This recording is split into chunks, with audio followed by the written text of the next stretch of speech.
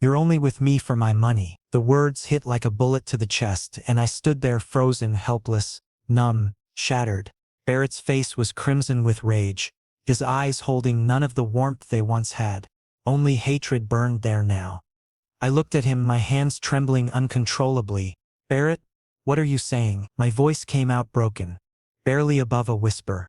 Our penthouse, once our sanctuary, now felt like a prison closing in on me. The floor-to-ceiling windows, the marble floors, everything suddenly seemed so empty, so hollow. Our 2-year relationship was crumbling right before my eyes, reduced to nothing in mere moments. It all started when Barrett's ex, Tyson, came back into the picture. Yes, Tyson.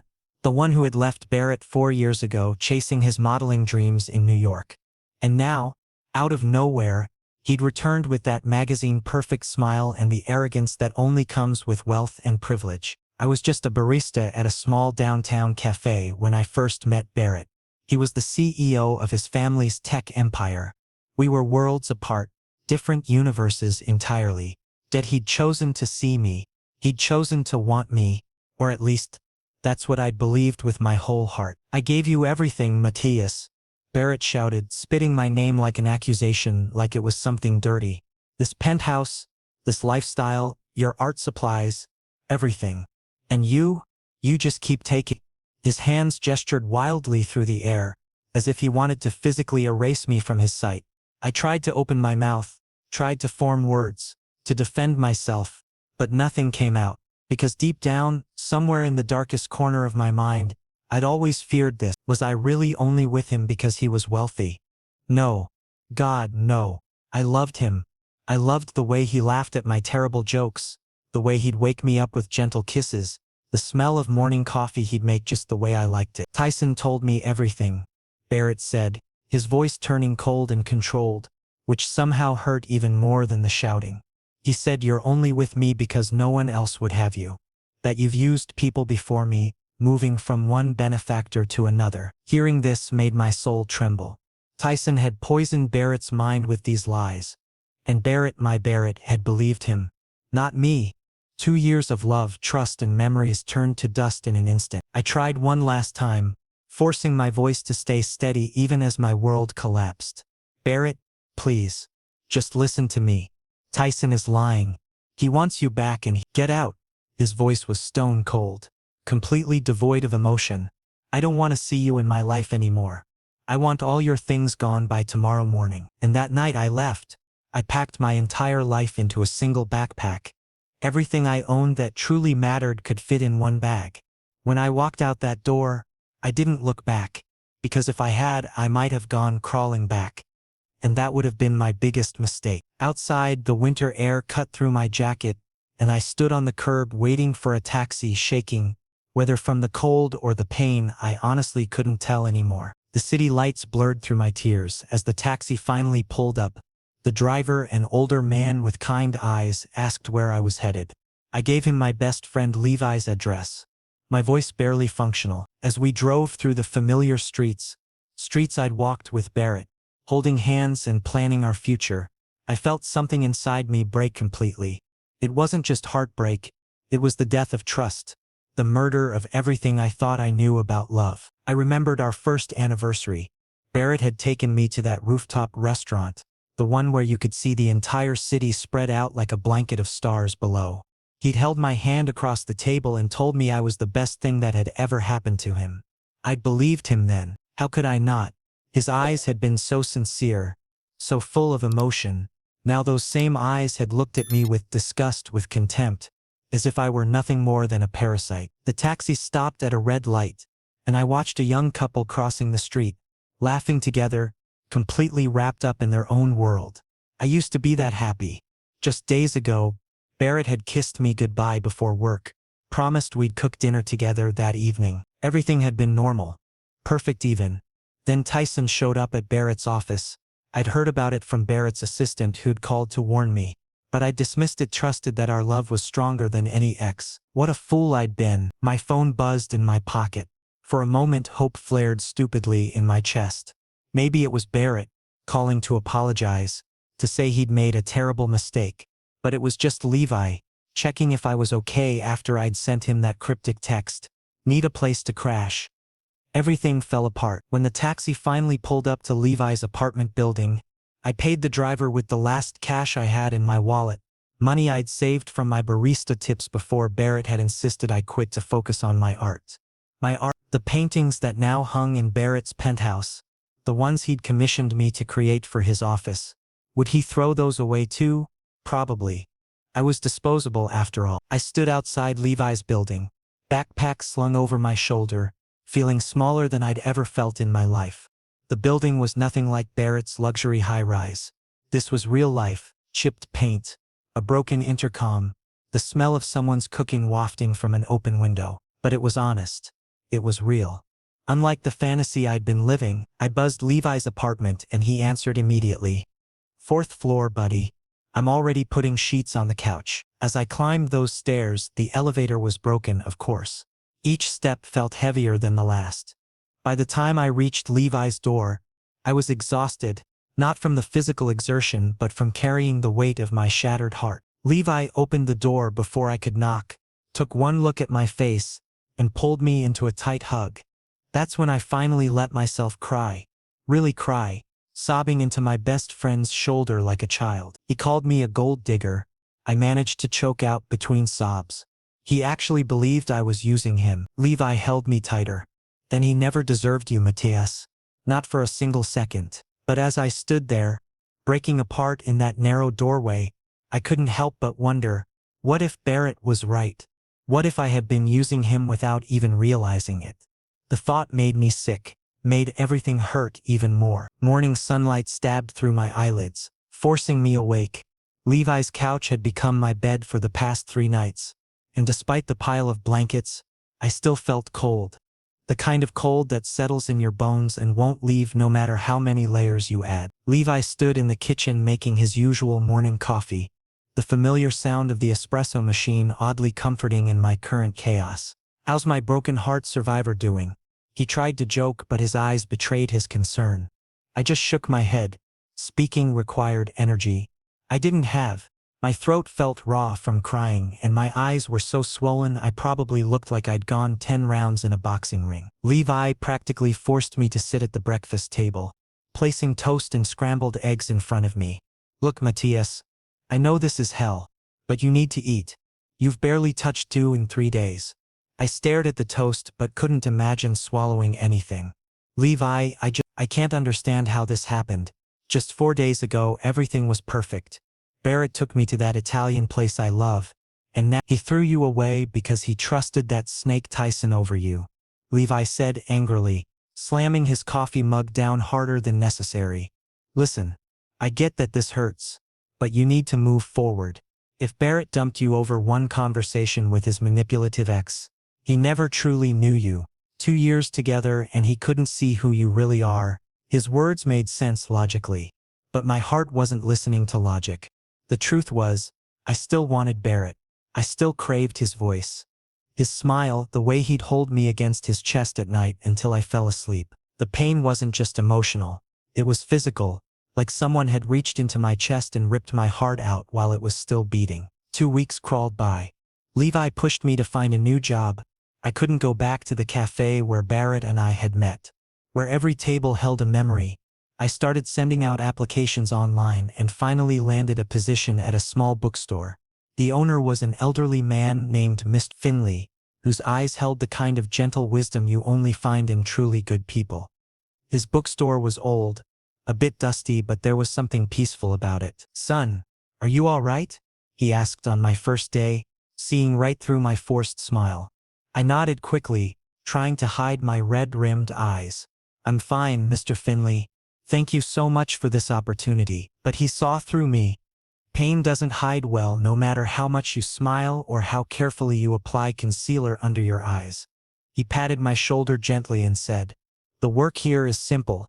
Organize books, help customers, and if you ever need to talk, I'm here." Those first few days were torture. Every customer who walked in made my heart jump. I kept expecting to see Barrett. Every man in a gray suit, every whiff of expensive cologne reminded me of him, But slowly, the books started to distract me. While organizing the poetry section, I began reading verses about heartbreak, about love, about finding yourself again after being lost. One evening, as I was shelving books and trying desperately to focus on work rather than my thoughts, a man entered the store, tall, with a sharp jawline and gray eyes that reminded me of a wolf, intense and penetrating. He browsed for a moment, then turned toward me. For a few seconds our eyes met and I felt like he could see straight through to my damaged soul. "Excuse me," he said, his voice carrying natural authority. "Do you have a classic poetry section?" I steadied myself and pointed toward the back of the store. "Yes, right this way.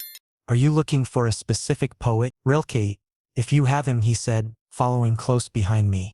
I pulled out an old hardcover edition and handed it to him. When he took the book, our fingers brushed for just a second and I quickly pulled my hand back as if I'd been burned. "You like poetry?" he asked casually, flipping through the pages. I managed a small smile. "Yes, very much. I used to try writing it myself, but I stopped." That's true. Barrett had never taken my poetry seriously, always saying it wasn't practical, that I should focus on more sellable art. The stranger looked at me with unexpected understanding.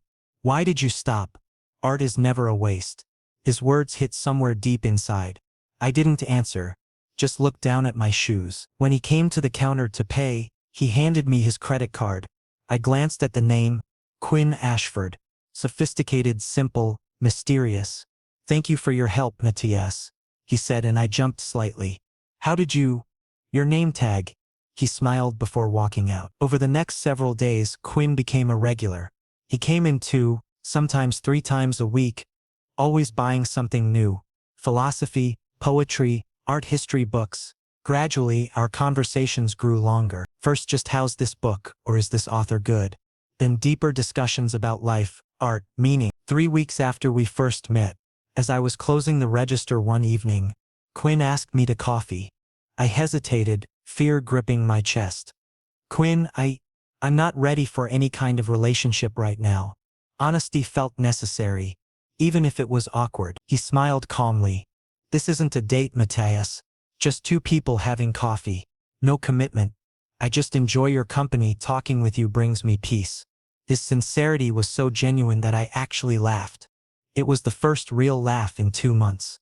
One that came from somewhere true inside me. We went to a quiet coffee shop nearby and talked about our lives. I didn't tell him details about my breakup, just that I'd recently gone through a difficult time. He didn't push for more. He just listened, without judgment. "You know, Matias," he said, stirring his cappuccino thoughtfully, "people often get so scared of others' expectations that they forget to live their actual lives. We all perform for someone." His words struck deep.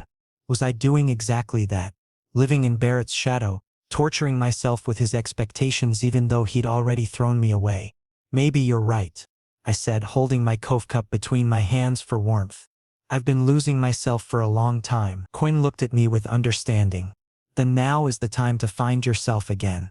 You're stronger than you think you are, Matias." Over the following weeks, Quinn became impossible to ignore, no matter how hard I tried. We started meeting more often, sometimes for lunch, sometimes just chatting in the bookstore during quiet moments. One day he invited me to see his art studio. Yes, Quinn was also an artist alongside his corporate investor life. His paintings were abstract colors that seemed to pulse with raw emotion. I was stunned. Canvases covered in red, blue and black paint, mixed together like someone had poured their soul directly onto the surface. "You created all of this?" I asked, walking slowly through the space. "Yes. This is what keeps me alive when business threatens to kill my spirit," he said with a smile, hands in his huttix. "Every painting is a feeling, anger, joy, loneliness. I pick up a brush and just let it happen." Standing in that studio, surrounded by such honest expression, I felt something shift inside me. Quinn didn't create art to sell it or to impress anyone. He created because he needed to, because it was as essential as breathing. When had I stopped doing that? When had my art become about pleasing Barrett instead of expressing myself? "Why do you keep coming to the bookstore?"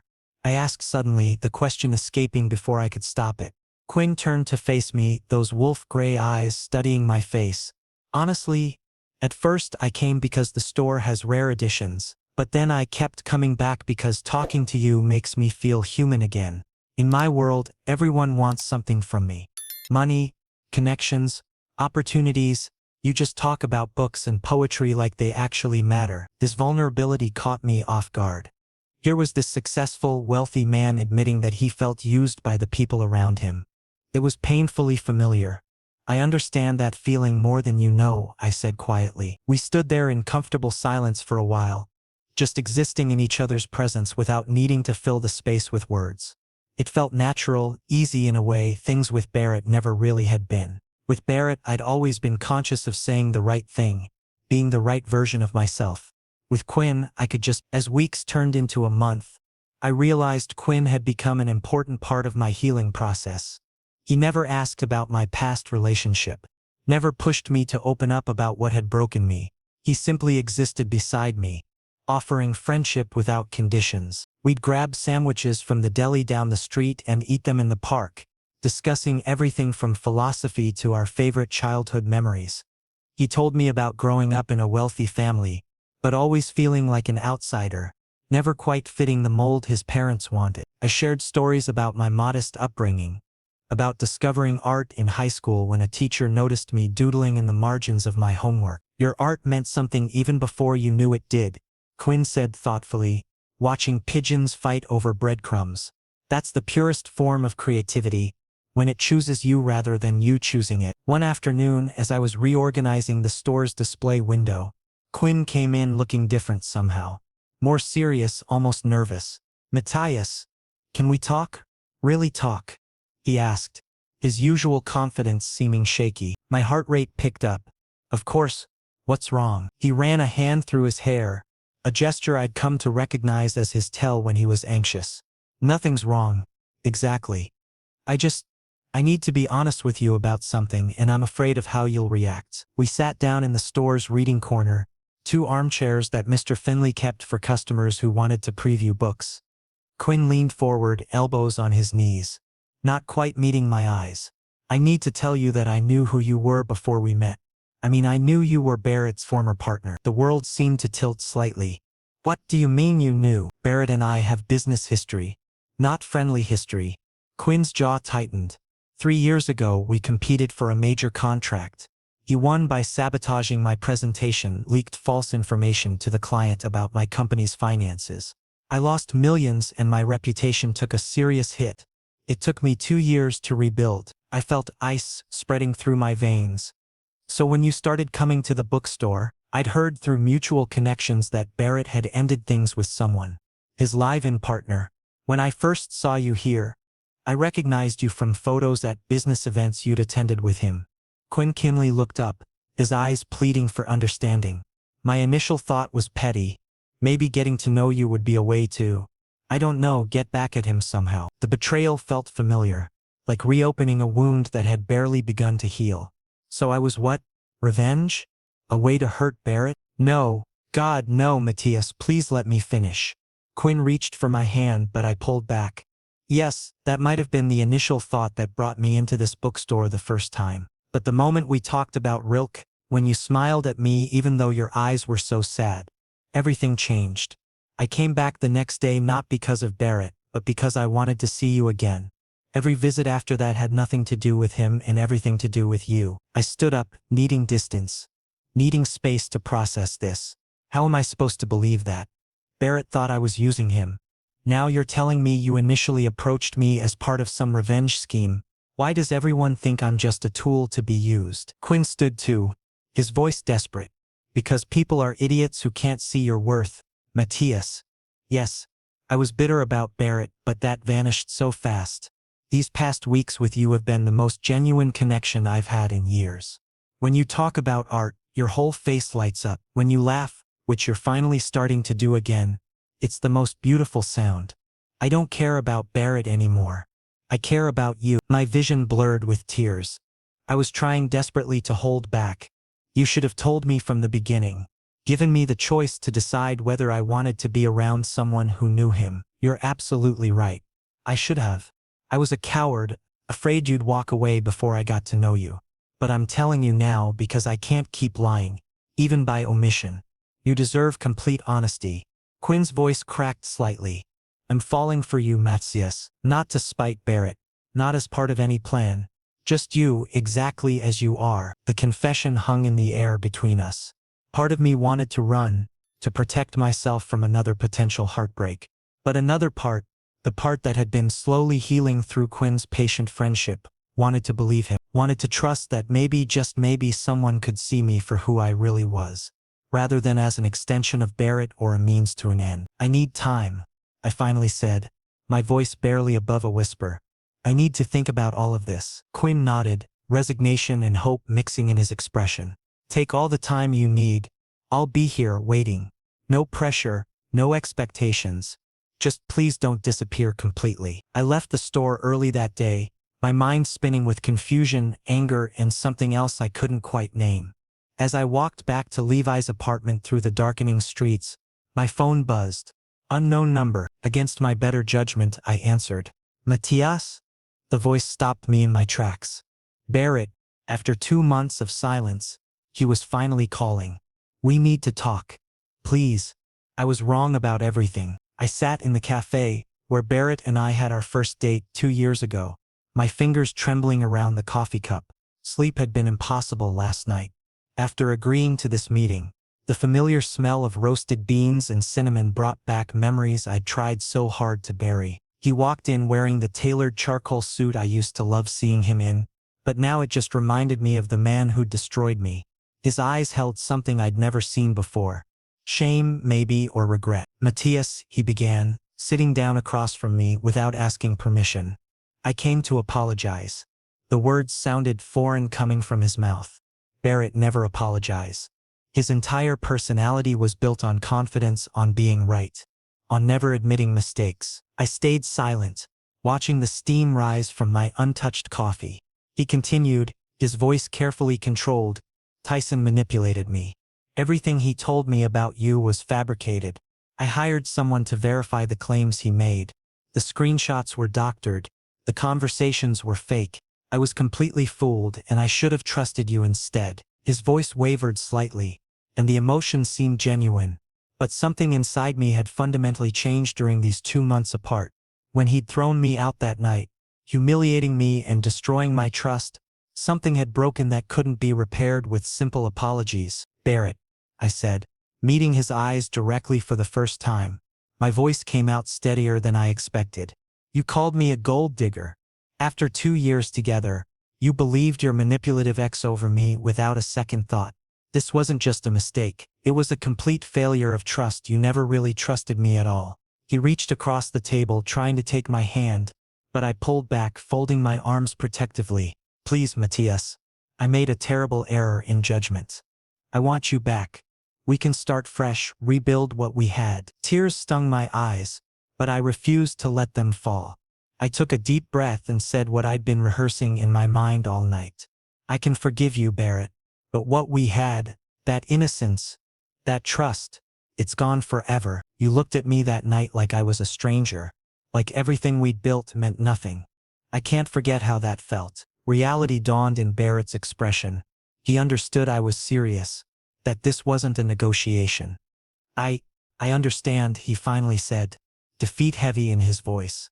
But if there's ever a chance, if you ever— Barrett, I interrupted gently, I genuinely hope you find someone you can trust completely, but that person isn't me anymore. We both need to accept that. He left shortly after, shoulders slumped in a way I'd never seen during our entire relationship. One last glance back at me before he walked out the door. I remained seated, feeling simultaneously broken and stronger than I'd been in months. This was the closure I needed. Not vindictive or angry, just honest and final. When I returned to Levi's apartment that evening, my phone showed a message from Quinn. Free for dinner? Want to cook something special for you? I typed back yes without overthinking it.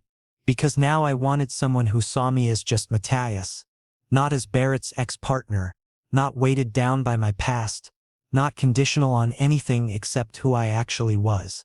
The walk to Quinn's apartment building gave me time to process everything. Barrett had apologized, had admitted his massive mistake, but it changed nothing. Some things once broken can't be glued back together. You can acknowledge the pieces, you can understand how it shattered, but trying to rebuild it exactly as it was would be dishonest to everyone involved. Quinn's building was in a quieter neighborhood, artistic and eclectic in a way that felt authentic. As I climbed the stairs to his third-floor apartment, I wondered if I was making another mistake, jumping from one merce into something new before I'd fully healed. But this felt different somehow. Quinn had never promised me anything, never pressured me, never expected me to be anything other than myself. He opened the door before I could knock, flour dusting his dark shirt. "I'm attempting homemade pasta," he admitted with a sheepish grin.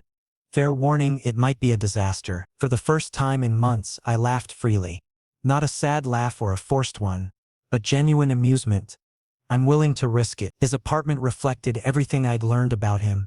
Minimalist furniture balanced with warmth. His abstract paintings covering the walls like windows into his soul. Plants thriving in every corner. Jazz played softly from speakers I couldn't see, and the kitchen smelled incredible despite his self-deprecating warning. We worked together preparing dinner, falling into an easy rhythm that felt natural. He'd ask me to hand him ingredients. I'd stir the sauce while he focused on the pasta dough. Simple domestic moments that felt more intimate than any grand gesture Barrett had ever made. "How did it go with Barrett?" Quinn asked quietly as we sat down to eat. The pasta was actually delicious, rich and perfectly seasoned. It went exactly how it needed to, I said thoughtfully. He apologized, explained everything, asked for another chance. And I told him no. Quinn looked up from his plate, studying my face. "How do you feel about that decision?" "Surprisingly at peace," I admitted. "I thought I'd feel guilty or sad, but mostly I just feel free. Like I finally closed a chapter that's been dragging on too long." He nodded slowly, respect clear in his expression. "That takes real strength, Matias. Walking away from something familiar, even when it hurt you, isn't easy." We talked for hours after dinner, moving to his couch with wine glasses in hand. He told me about his difficult relationship with his father, who'd built the family investment firm and expected Quinn to be a ruthless businessman. I shared my complicated feelings about art. How I loved creating but feared never being good enough. How Barrett's dismissal of my poetry had reinforced every insecurity I'd ever had. "Your art matters," Quinn said firmly, his gray eyes intense. "Not because someone else validates it, but because it's your authentic expression. The world needs more honesty, not less." His words settled into my chest like warmth spreading through cold limbs. This was what I'd been missing with Barrett. Someone who encouraged my growth rather than tolerating my interests. As the evening grew late, Quinn walked me to the door. "Thank you for tonight," I said softly. "For listening, for understanding, for just being patient with my mess." "You're not a mess, Matias," he said, his hand resting gently on my shoulder. "You're someone who's been through hell and is still standing. That's not mess.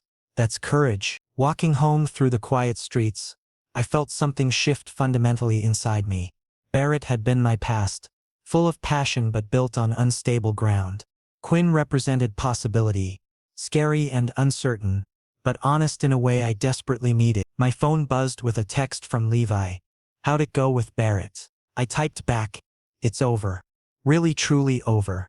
And I think I'm finally okay with that." His response came immediately.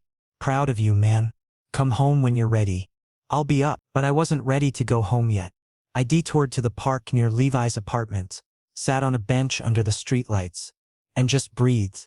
For the first time since that horrible night when Barrett threw me out, I felt like myself again. Damaged, yes. Changed, absolutely, but still fundamentally me, still worthy of love and respect, still capable of building something new from the ruins of what had been destroyed. Tomorrow would bring new challenges.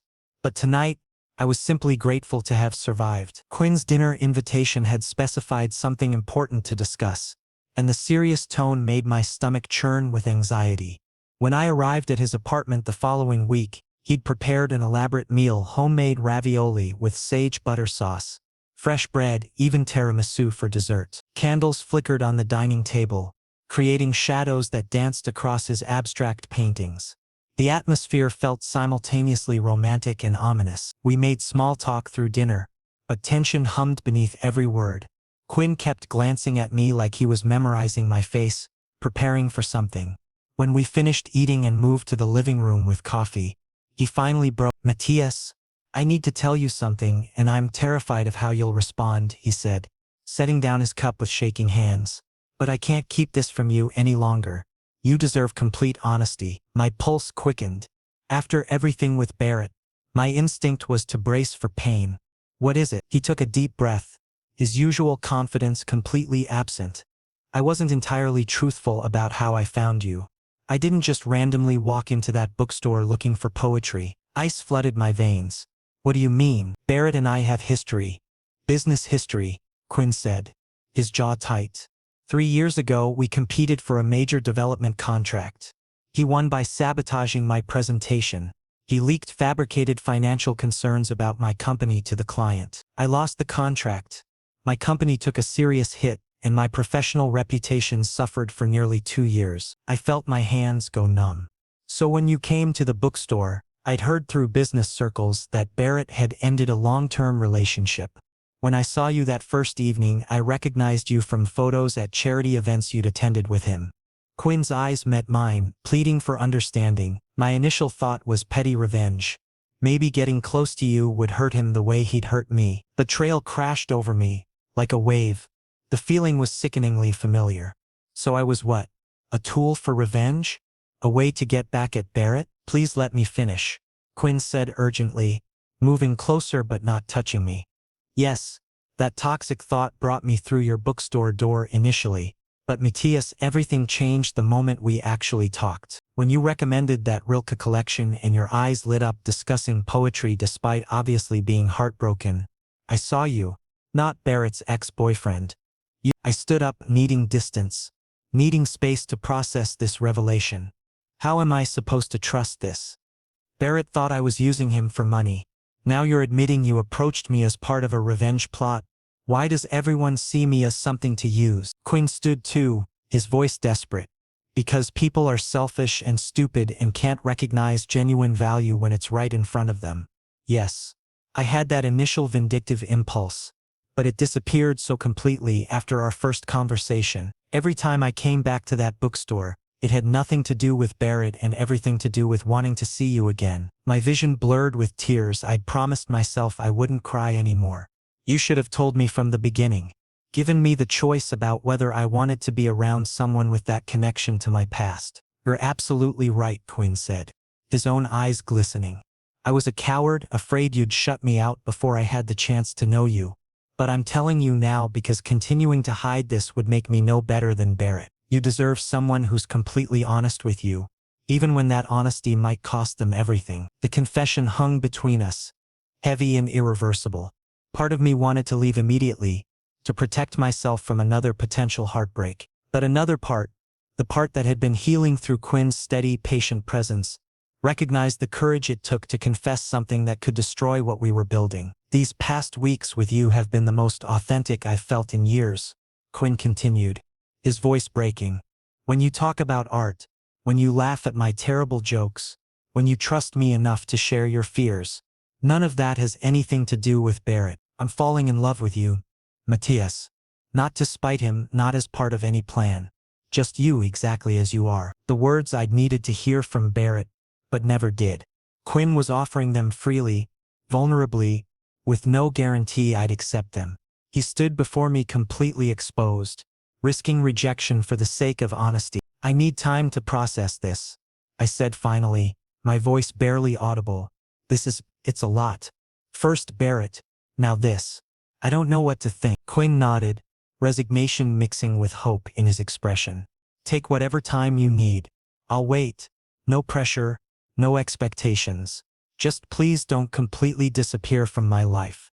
Even if you can never see me as more than a friend, I'd rather have that than nothing. I left his apartment in a daze, my mind spinning with conflicting emotions. The night air was cold against my flushed face as I walked aimlessly through the city streets. My phone rang, Levi, checking in, but I let it go to voicemail. I needed to think. Quinn had approached me with ulterior motives. That was undeniable. But he'd also been honest when he didn't have to be, had shown me kindness when I was broken, had encouraged my art and my healing at asking for anything in return. Were his initial intentions more important than his subsequent actions? Could someone who started from a place of revenge genuinely evolve into something real? I thought about Barrett, who'd loved me for 2 years but never trusted me when it mattered. Then I thought about Quinn, who'd started with bad intentions but had grown into something honest and vulnerable. Which was more valuable, a perfect beginning that ended in betrayal, or a flawed beginning that grew into something genuine? By the time I reached Levi's apartment building, I hadn't reached any conclusions, but I had gained one crucial piece of clarity. Quinn's confession, while painful, was an act of respect. He'd given me the choice, the information, the power to decide what happened next. Barrett had never trusted me with that kind of agency. Levi was waiting up, concern etched on his face. "You look like you've seen a ghost." Quinn told me he initially approached me to get revenge on Barrett. I said flatly, collapsing onto the couch. "But then he says he fell for me for real." Levi whistled low. "Okay, that's complicated. What do you think?" "I think I'm tired of being caught in other people's games," I admitted. "But I also think Quinn telling me the truth when he could have kept hiding it means something. Barrett never gave me that maze." "So what are you going to do?" I looked at my best friend, the one constant in all this chaos. "I'm going to figure out what I want for once, instead of just reacting to what other people want from me." "Now that," Levi said with a slight smile, "sounds like the Matias I know coming back to life." Morning light filtered through Levi's apartment windows as I sat with my sketchbook, something I hadn't touched in months. The pages were filled with half-finished drawings from before Barrett, before everything fell apart. Looking at them now, I could see how timid they were, how much I'd held back even in my personal work. Levi shuffled into the kitchen, starting his coffee routine. "You're up early. Couldn't sleep?" "Actually slept better than I have in weeks," I said, surprised by my own answer. "I think I finally figured some things out." After a week of agonizing over Quinn's confession, I'd reached a decision. But it wasn't about Quinn or Barrett. It was about me, about what I needed to do for myself regardless of either of them. I went to the bookstore and found Mr. Finley restocking the classics section.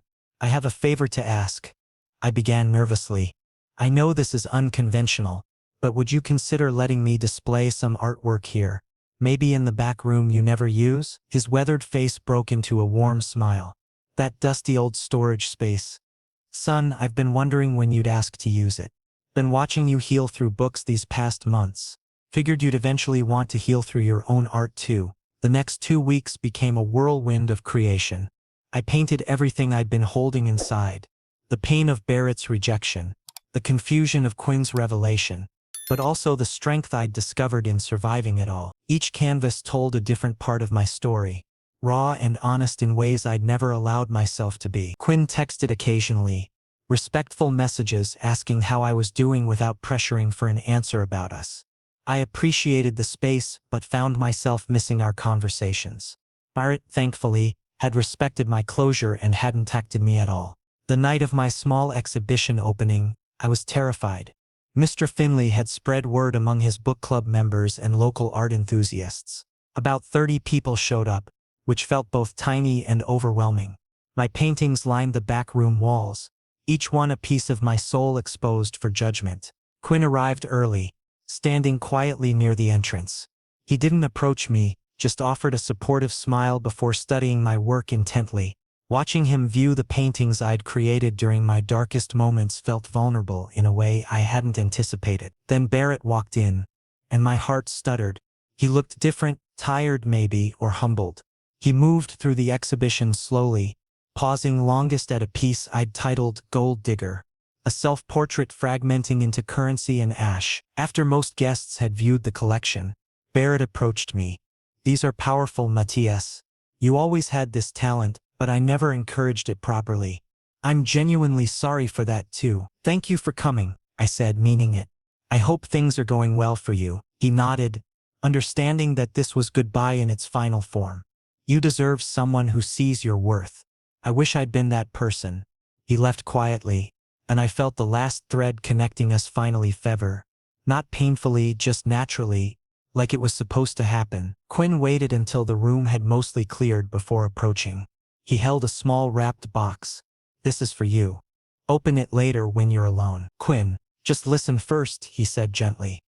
"I've spent this past week thinking hard about us, about what I want and what you deserve. I don't want to pressure you or make you feel obligated, but I want you to know that regardless of what you decide about us, I'm here as a friend, as support, as whatever you need. I took the box, feeling its light weight in my hands. Can we talk? Really talk? We walked to a quiet corner as Mr. Finley began chatting with the remaining guests. Quinn looked at me with those intense gray eyes. Waiting, I've been thinking too, I began. About trust, about honesty, about what really matters. Barrett loved me first, but he never trusted me when it counted. You approached me with bad intentions, but you've shown me more genuine respect and honesty than he ever did. Quinn's expression was carefully neutral, not wanting to influence my words. I'm not ready to jump into something serious, I continued. I need more time to heal, to figure out who I am outside of being someone's partner. But I'd like to keep getting to you. Slowly and honestly. Can we do that? Relief flooded his features. We can do whatever feels right for you. No rush. No pressure. I'm not going anywhere. Later, alone in Levi's apartment, I opened Quinn's gift. Inside was a professional-grade paintbrush set I'd been eyeing online for months, but could never afford. A note tucked beneath read, "For the artist who taught me that honesty matters more than perfection. Thank you for giving me a chance to be better." Tears finally came, but they weren't sad. They were cathartic, releasing months of pain and confusion and fear. I'd chosen myself tonight. Not Barrett's version of me, not Quinn's potential version, but my own authentic self. Levi knocked softly on my door. "Hey, I saw the photos online. Your exhibition was beautiful. How do you feel?" "Like I'm finally becoming myself again," I said, wiping my eyes. "Actually better than before. Stronger. And Quinn? We're taking it slow. He understands I need time." Levi sat on the edge of my makeshift bed. "I'm proud of you, man. You could have just jumped into something new to avoid dealing with Barrett's damage. But you're actually doing the hard work healing." He was right. The easy path would have been falling into Quinn's arms immediately, using a new relationship to bandage old wounds. Instead, I was choosing the harder road, healing first, building myself back up, then maybe eventually letting someone new in properly. My phone buzzed with a message from Quinn. "Saw 3 people buy your paintings tonight. Told you your art matters." I smiled, typing back, "Thank you for believing in it, and in me." His response came quickly, "Always will. Take your time. I'll be here." Setting my phone aside, I picked up my new paintbrushes, feeling their perfect weight in my hands. Tomorrow I'd start a new piece, not about heartbreak or betrayal, but about rebuilding, about the person I was becoming rather than the person I'd lost. Because I'd finally learned the most important lesson. Before I could truly love someone else, I needed to love and trust myself. And for the first time in years, I was genuinely excited about who that self might become.